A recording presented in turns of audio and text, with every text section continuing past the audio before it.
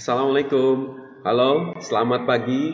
Berjumpa kembali dengan Pak Santo dalam pelajaran geografi untuk kelas 12. Hari ini kita akan mempelajari tentang kutub dan pusat pertumbuhan wilayah.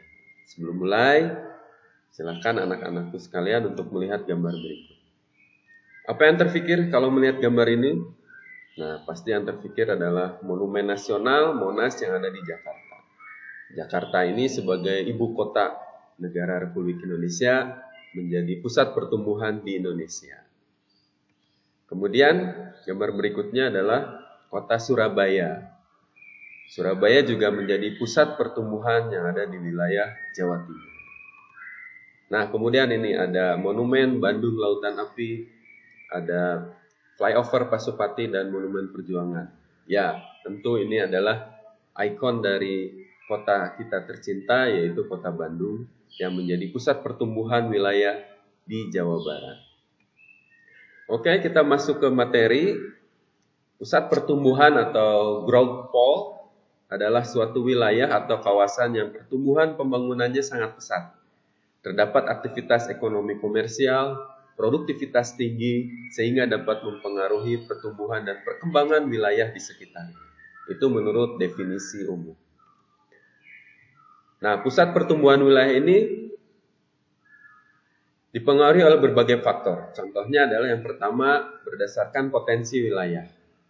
Sebagai contoh, Pulau Bali terkenal dengan potensi objek wisatanya. Baik objek wisata fisik ataupun budaya. Banyak para turis dari mancanegara atau turis wisatawan dalam negeri yang datang berkunjung ke Pulau Bali. Nah, Bali ini menjadi pusat pertumbuhan pariwisata untuk wilayah sekitarnya.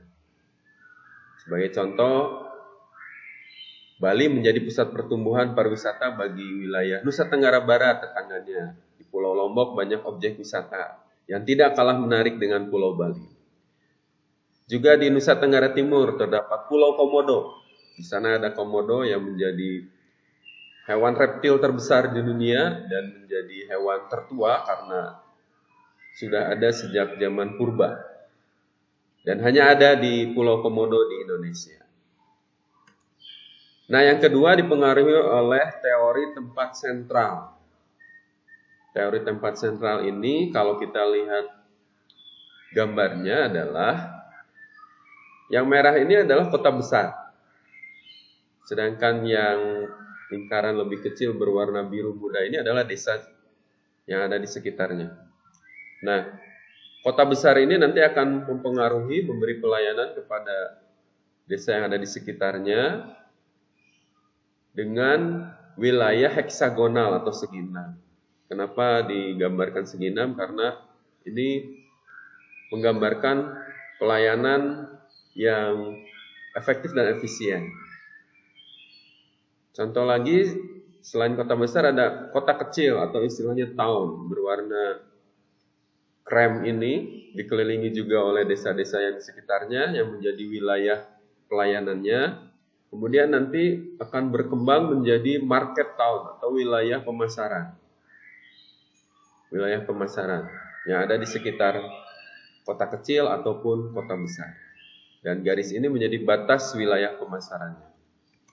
Atau kalau kita ilustrasikan dalam bentuk animasi, nah seperti ini kurang lebih, jadi kota-kota kecil memberi pelayanan ke kota yang ada di sekitarnya, kemudian nanti pelayanannya akan menjadi lebih meluas, sehingga nanti kota-kota kecil nanti berubah menjadi kota besar, dan pelayanannya akan menjadi meluas ke berbagai wilayah di sekitarnya. Teori tempat sentral ini dikemukakan oleh seorang ahli geografi Jerman bernama Walter Christoller.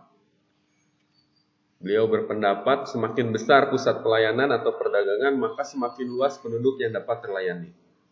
Sebaliknya, semakin kecil, maka semakin sedikit penduduk yang akan terlayani. Nah, tempat sentral itu biasanya ibu kota provinsi seperti Bandung, Surabaya, Jakarta, atau ibu kota kabupaten. Kota-kota yang lebih kecil. Cirinya dilengkapi oleh sarana dan prasarana yang memadai. sehingga menarik penduduk sekitar untuk mengunjungi. Nah, itu contoh ciri-ciri dari kota yang menjadi pusat pertumbuhan. Nah, yang ketiga adalah dari sektor pusat sentral ini dibagi menjadi beberapa bagian. Yang pertama adalah berdasarkan prinsip pemasaran atau disebutnya istilahnya K3. Kenapa K3? Karena kota pusat sentral ini bisa melayani 1/3 wilayah lain. Jadi kalau ini wilayah heksagonal, wilayah tetangganya, nah kota pusat ini bisa melayani 1/3 wilayah lain. Sehingga nanti didapatkan rumus dan menghasilkan angka 3 ini. Nah, biasanya tempat sentral yang digambarkan K3 ini sering disebut asas pasar. Karena pasar selalu menyediakan kebutuhan bagi daerah sekitarnya. Selain mempengaruhi wilayahnya sendiri, juga wilayah ini mempengaruhi 1/3 bagian dari masing-masing wilayah tetangganya. Kemudian ada wilayah disebutnya K4. Ini disebut juga asas pengangkutan atau prinsip lalu lintas. Wilayah sentralnya memberikan pengaruh terhadap jalur lalu lintas yang efisien. Situasi lalu lintas yang optimal memiliki pengaruh setengah bagian dari masing-masing wilayah tetangganya. Menurut teori ini, penyebaran tempat sentral yang paling menguntungkan adalah tempat yang terletak pada jalan menghubungkan dua kota. Jadi, satu pusat sentral ini bisa melayani setengah wilayah tetangganya. Sehingga didapatkan rumus seperti ini. Heksagonal segi 6, kemudian bisa melayani wilayah setengahnya, ditambah 1 sebagai konstanta, didapatlah angka 4. Sehingga disebut K4 atau prinsip lalu lintas. Selanjutnya K7. K7 ini diambil dari rumusnya heksagonal 6 itu bisa melayani seluruh wilayah yang menjadi wilayah tetangganya. Sehingga didapatkan rumus 6 dikali 1. 1 ini dari seluruh bagian dari wilayah tetangganya. Ditambah 1 sebagai konstanta. Didapatkanlah angka 7. Nah, disebut juga sebagai prinsip administrasi atau asas pemerintahan, di mana suatu tempat sentral mempengaruhi wilayahnya sendiri, juga mempengaruhi seluruh wilayah bagian dari wilayah tetangganya. Sebagai contoh, biasanya kota pusat pemerintahan atau ibu kota Bandung misalnya bisa melayani secara administrasi pemerintahan wilayah-wilayah yang ada di sekitar kota Bandung. Atau sebuah kota besar yang dikelilingi oleh kota-kota kecil atau kota satelit. Sebagai contoh, kota besarnya Jakarta, kota satelitnya yang di sekitarnya ada Bogor, Depok, Tangerang, dan Bekasi. Nah, itu wilayah K7. Sehingga kita simpulkan, nah, dari teori sektor itu dibagi 3 menjadi K3 berdasarkan pasar, K4 berdasarkan prinsip lalu lintas, dan K7 berdasarkan prinsip administrasi pemerintahan.